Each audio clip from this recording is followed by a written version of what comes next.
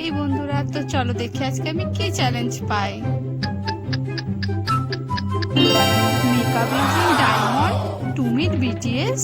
তো দেখো আমি কতগুলো ডায়মন্ড নিয়ে চলে এসেছি। আজকে করবো ডায়মন্ড দিয়ে মেকআপ, ভাবতে পারছো? তো চলো শুরু করি। তো প্রথমেই লাগাবো ফাউন্ডেশন। দেখো আমি ডায়মন্ডের উপর ফাউন্ডেশনটা লাগিয়ে দিলাম, এবার পুরো মুখে লাগিয়ে নেবো ভালো করে। দেখো কি সুন্দরভাবে লাগানো হলো। তো এরপর করবো ব্লেন্ডিং।